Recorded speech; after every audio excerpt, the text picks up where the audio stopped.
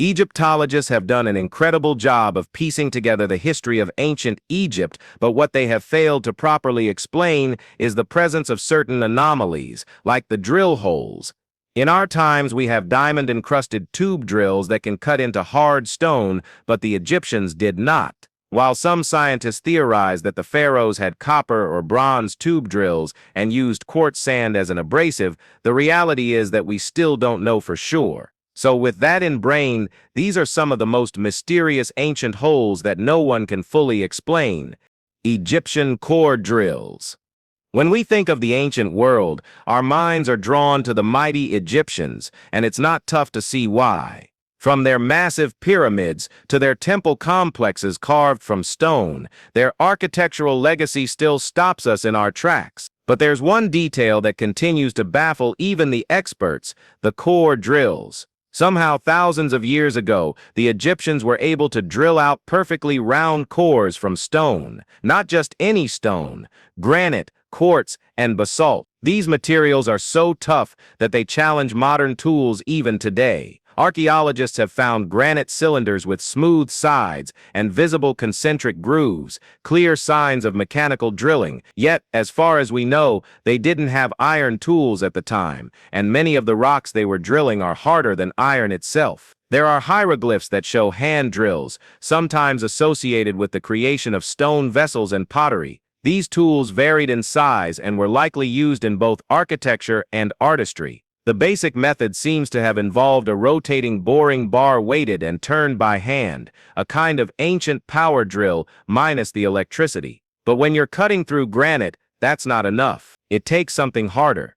Egyptologist Alfred Lucas suggested they used finely ground quartz sand as a wet abrasive, common in Egypt and just hard enough to wear down the stone.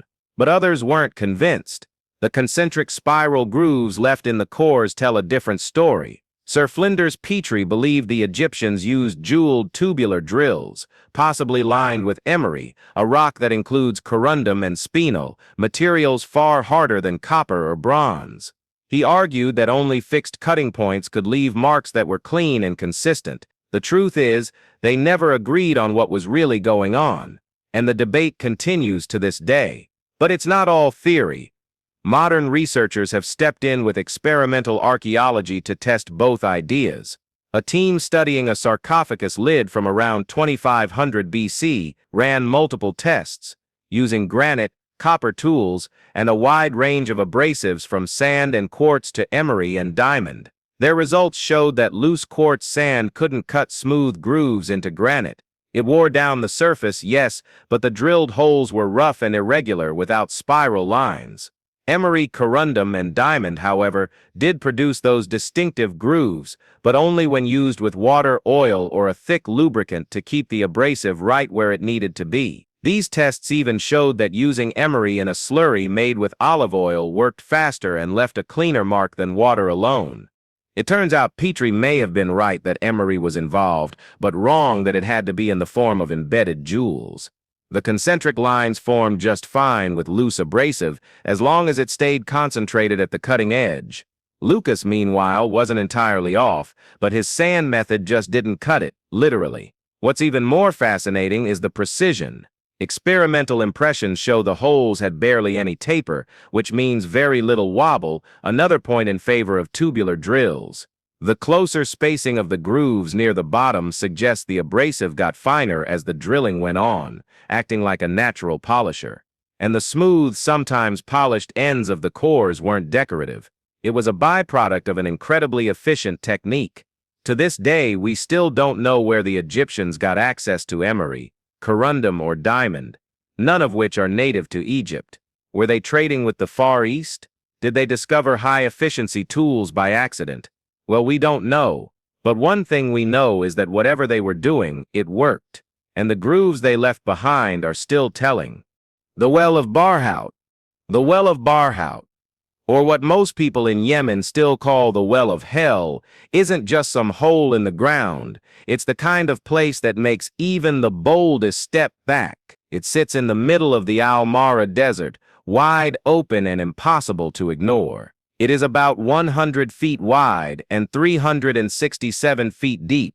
There is no light at the bottom and no clear answers, just a gaping pit wrapped in silence, superstition, and the smell of something long dead.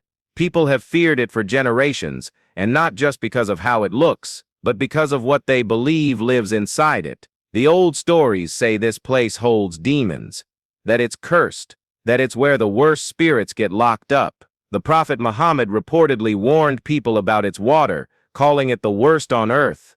Even today, many Yemenis won't say its name out loud. Some believe that if you just talk about it, it can bring misfortune. If you hang around long enough, you'll hear stories. Screams are rising from the dark, growls with no clear source, and voices that don't belong to anything human. People who got too close and never came back. No surprise, then, that the well of Barhout became tightly linked with jinn, those supernatural beings from Islamic tradition, and not the friendly kind. We're talking about jinn that stalk the living, pull people into shadows, and protect what's buried down there. One medieval traveler, Ibn al-Mujawwar, even tied the well to a figure from the Quran, Shaddad ibn Ad. According to his account, Shaddad forced 2 jinn to dig the well and later used it to trap them. Some scholars say the well might even represent a kind of pre-resurrection purgatory, a holding place for the souls of the damned. But then there's the geological side. Scientists believe the well is millions of years old. They say it is formed by a mix of erosion, collapsed limestone, and ancient volcanic activity. Well, it sounds rational until you get close. One local geologist admitted no one's ever reached the bottom. There's not enough oxygen. And strange things tend to happen the deeper you go. Smells, sounds, and sensations people can't explain. For most of history, only the birds knew what was inside. Locals avoided it. No one dared to explore it. That changed recently when a small Yemeni team finally decided to descend. Not to chase legends, but to avoid landmines and leftover explosives from the ongoing war. What they found wasn't otherworldly, but it was still disturbing. They found cave pearls, rotting bird carcasses, and colorless snakes, likely blind, coiled in the damp blackness. There were no ghosts or jinn. But the place didn't feel empty either. This strange expedition didn't kill the mystery, it just made it feel more layered. Even without supernatural proof, the energy around the well is off. Locals still keep their distance. Travelers come, take photos, and leave without lingering. Tourists have started showing interest, which helps Yemen's fragile economy but also raises concerns. How do you protect a place that means something spiritual to so many? And here's the thing, even with all our gear, our data, our theories, nobody has hit the bottom. Nobody's really mapped what's going on beneath that surface.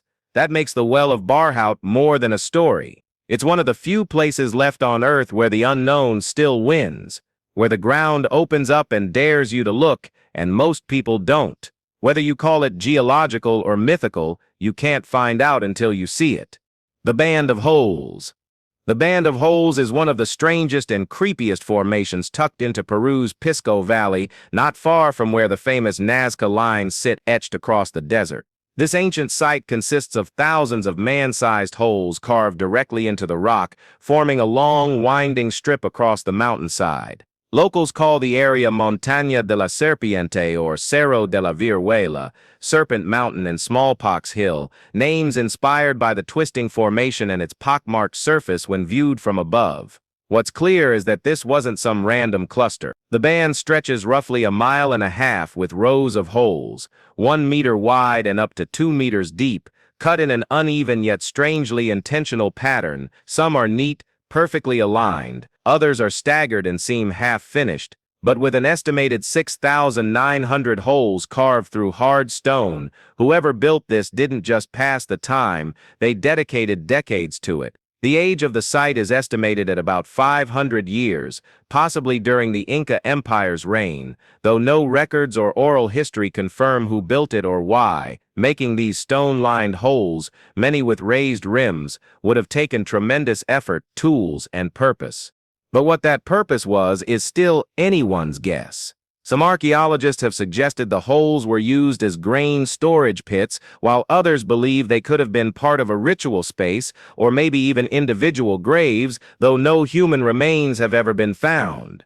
There's also speculation that they served as defensive positions or possibly boundary markers. Of course, none of these theories is confirmed. More fringe explanations go even further. Alien theorists have pointed to the pattern's snake-like shape and unexplained scale as potential signs of extraterrestrial involvement. But again, no evidence backs that up. It's mostly guesswork built on mystery. In 2015, researchers from UCLA proposed a new theory that may be the most plausible, yet the holes may have been used to measure and distribute goods, especially agricultural produce, as tribute under Incan rule. Their uniform size and large volume could have helped calculate taxes or divide food supplies. But without physical artifacts, this too remains speculation. To date, no tools, pottery, bones, or even basic settlement debris have been uncovered at the site. Satellite imagery shows possible signs of ancient habitation nearby, but no direct link has been confirmed. Even more oddly, the band stops abruptly in an area marked by unusually dark rock. Some say it looks scorched or chemically altered. That has sparked even more wild theories, from volcanic activity to ancient explosions. Whatever the truth is, one thing's certain: the band of holes is not a natural formation. It was carved painstakingly, obsessively by someone. And the fact that no trace of who, why, or how remains has cemented its status as one of Peru's most baffling and silent enigmas. Sacred cenote. The sacred cenote at Chichen Itza stands as a core element of Maya civilization. I mean, like for real. Once the heart of a thriving capital, this site housed a dark and holy place often overlooked, known as the sacred cenote, or well of sacrifice. The name itself hints at the ominous role it played in history. This water-filled sinkhole spans 60 meters across, plunging nearly 30 meters before water appears. Reports from early explorers describe how, during Chichen Itza's height, the Maya hurled offerings into its depths to appease Chak, their storm and rain deity. Backing these accounts, excavations in the early 1900s unearthed jade, gold, pottery, and human remains.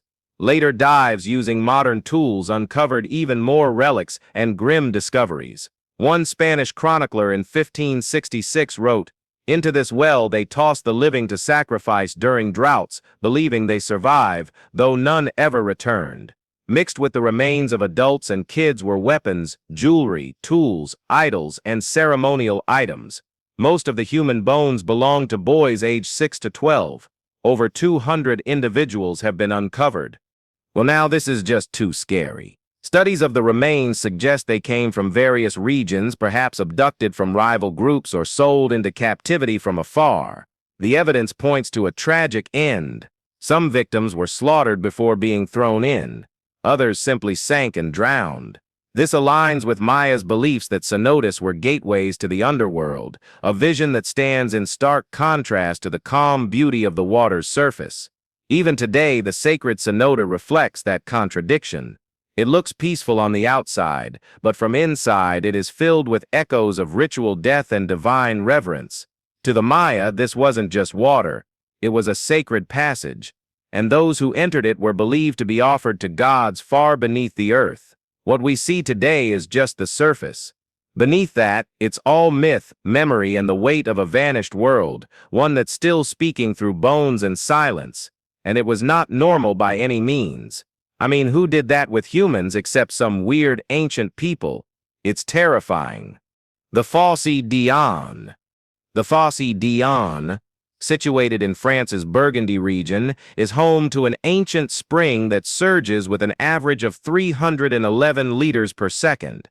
Yet the most intriguing part of Fillon isn't its volume, but where it all begins. The spring's vivid turquoise water, packed with minerals, hints at an unseen maze of limestone caverns and chambers beneath the earth.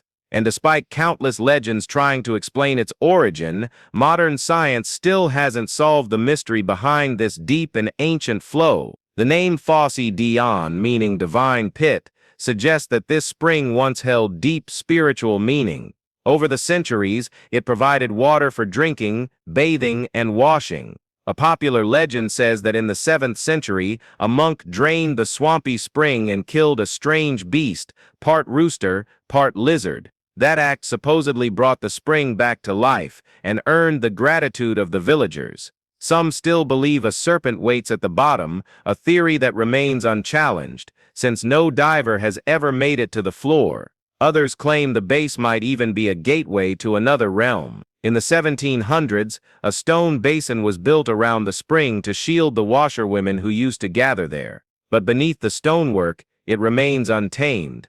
Its feeding system still uncharted, its true source unknown. Despite repeated efforts, the spring's perilous waters have taken several divers' lives, ending attempts to map its depths. With access now strictly limited, the Fosse Dion holds on to its secrets, and no one's any closer to reaching them. So, what do you think about these ancient, mysterious holes? Well, let us know in the comments below. And we really hope you found this video interesting. If you did, please like it, share it, and smack that subscribe button so you can never miss any of our upcoming content. Thanks for hanging with us, and we'll see you soon.